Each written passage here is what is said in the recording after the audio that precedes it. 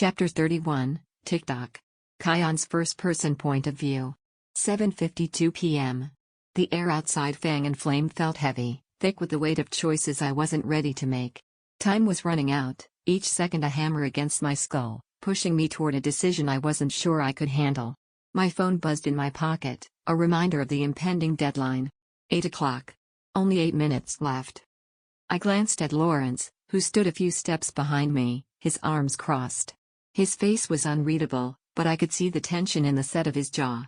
Every instinct in me screamed to listen to him, to turn away from whatever Conrad had in store. But the gnawing curiosity, the desperate need to understand what Conrad wanted with me, refused to let go. Lawrence's voice broke the silence, low and stern. "You don't have to do this, Kyon. It's not too late to walk away." I swallowed hard, trying to ignore the growing sense of dread pooling in my stomach. If I don't show up, he'll come after me anyway. He's not the type to let this slide. Lawrence's expression darkened. "You think he'll just let you walk away? That's exactly what he wants you to believe. He's playing you."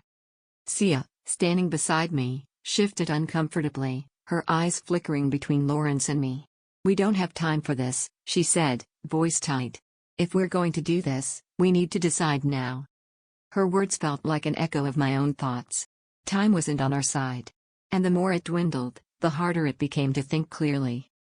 Varvaya's warnings churned in my mind. "Conrad is old. He will test you in ways you aren't prepared for. If you show weakness, it's over. If you lose focus, it's over. If you agree to his terms, you're as good as dead." Yet here I was, stuck between options that all felt like losing plays. The clock on my phone glowed mockingly. 7:53 p.m. I ran a hand through my hair, my thoughts racing. I don't see any other option. If I face him now, maybe I can get some answers. Maybe I can figure out what this is all about. Lawrence's eyes burned with frustration, and for a moment, I saw something else there: fear. "You're not ready for this, Kyon. You've never faced anyone like Conrad before. He doesn't just play the game. He rewrites the rules. And once you're in his world, there's no easy way out." I clenched my fists, feeling the faint hum of my flux stirring beneath my skin. I wanted to believe I could handle this. I wanted to believe that I had something Conrad wanted, that I could turn the tables. But deep down, I knew the truth. "I don't have a choice, Lawrence." My voice was quiet, but the words felt like a confession. "I have to know what he wants from me." Lawrence's gaze softened, but the worry never left his eyes. "You're not just putting yourself at risk, Kyon. You're dragging everyone around you into this. I'm telling you, this isn't just about you anymore. It's about all of us." The weight of his words hit me harder than I expected. For the first time, I felt the full responsibility of my decision pressing down on me. If I went to Conrad, it wouldn't just be my life on the line. I was putting Sia, Lawrence, and anyone else I cared about in danger. Sia placed a hand on my arm, her touch grounding me. "I'm not going anywhere, Kyon. If we're walking into a trap, we're doing it together." Her words, simple, yet so full of loyalty, made my chest tighten. I wanted to protect her, to keep her safe from all this madness. But she was right. She wasn't backing down. And in a way, neither was I. The clock was ticking, and we were running out of time. 7:55 p.m. Lawrence's voice dropped to a whisper, but it carried the weight of an entire history of warnings. "Conrad doesn't just command respect. He demands it. He's not like the others, Kyon. You think you can stand tall in front of him, but I promise you, he'll try to break you. He doesn't just take power, he makes it his own. And if he's interested in you, it's not just because of what you are. It's because of what you could be. You have no idea how dangerous that is." The truth of his words sank deep, and I could feel a cold sweat breaking out across the back of my neck. For all my bravado, all my desire to walk into that meeting with my head held high, I knew Lawrence was right. Conrad wasn't just powerful, he was ancient, far older than anyone I had met. And he would see me for what I was. But would he care about what I could become? I shook my head, trying to push those thoughts away. "I can handle it. I have to handle it." Lawrence's eyes locked onto mine, fierce with a protectiveness that I couldn't ignore. "Just don't let him get inside your head, Kyon. You're not ready for that. Don't let him see your weaknesses." I clenched my fists, my flux stirring faintly at my fingertips. A subtle warmth spread across my skin, a reminder of the power I barely understood. The temptation to rely on it, to let it shield me, was almost overwhelming. But would it be enough against someone like Conrad? The thought chilled me. Sia nudged me, drawing my attention. Her gaze was fixed on something, or someone, across the street. "We've got company." A woman approached, her stride deliberate and unhurried, as if the world bent to her schedule. She was young-looking, with sleek, dark hair that framed a strikingly pale face. Her tailored gray suit fit her like a second skin, the crisp lines accentuating her sharp, almost predatory presence. Sia tensed beside me, her flux crackling faintly in the air between us. The woman stopped a few feet away, her crimson-painted lips curving into a smile that didn't reach her cold, calculating eyes. "Kyon," she said, her voice smooth, like silk draped over steel. I squared my shoulders. "Who's asking?"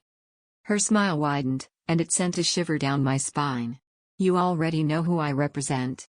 The weight of her words hung in the air, the implication unmistakable. "Conrad," Sia spat, her tone venomous. The woman's gaze flicked to her, amusement flashing briefly before she returned her attention to me. "The master grows impatient. You've been summoned for 8 o'clock. He does not appreciate tardiness." Her words were measured, polite on the surface, but there was an undercurrent of menace that was impossible to ignore. "What happens if I don't show up?" I asked, my voice steadier than I expected. The woman tilted her head, studying me like a specimen under glass. "Then you'll learn why Conrad's invitations are not to be declined." "Sounds like a threat," Sia said, stepping forward. The woman's eyes flicked to her again, cold and dismissive. "It's not a threat. It's a certainty." The air around us seemed to grow heavier, as if her very presence was leaching the oxygen from the street. "I didn't ask for any of this," I said, my frustration bubbling to the surface. "Why is Conrad so interested in me?" The woman's smile returned, sharper now. "The master doesn't explain himself to me, or to you. But if he summoned you, it's because he sees potential. Don't waste it." Her words cut through me, like a cold knife. I was running out of time. The pressure was suffocating. The clock on my phone read 7:57 p.m. Lawrence stepped forward, his tone suddenly sharp. "Tell Conrad he's wasting his time. I'm not going to let him manipulate you, Kyon. This is madness." I turned to face Lawrence, my mind reeling. "And what do you suggest I do? Wait here and hope he forgets about me?" His jaw clenched. "You should walk away. There are other ways to get answers. You're just handing yourself over to a predator." I didn't have an answer. Not one that would make sense to him, anyway. I could feel my grip on the situation slipping, the pressure mounting, until it felt like I was suffocating under it. There was no way out but forward. I looked back at the woman. Her expression hadn't changed, still calm, still unreadable. She didn't seem the type to bluff. "Fine," I said, my voice low. "Tell him I'm coming." The woman nodded, her smile returning to its practiced neutrality. "He'll be pleased to hear that." She turned on her heel and walked away, her heels clicking against the pavement until she vanished into the shadows. 7:59 p.m. I turned to Sia, desperation creeping into my voice. "If I go, there's no telling what'll happen. But if I don't?" "You think running will fix this?" Sia interrupted, her voice sharp. "He'll just come after you. After us. At least if you face him now, you might have a chance." Her words hit harder than I wanted to admit. Sia exhaled sharply, her shoulders relaxing slightly. "So, what's the plan?" I shook my head. "I don't have one." Her eyes narrowed. "We need something, Kyon. You can't just walk in there blind." The thought of facing Conrad without a plan was terrifying, but what choice did I have? I took a deep breath, my flux simmering just below the surface. "We'll figure it out as we go." "That's not exactly comforting," Sia muttered. "It's all I've got," I admitted.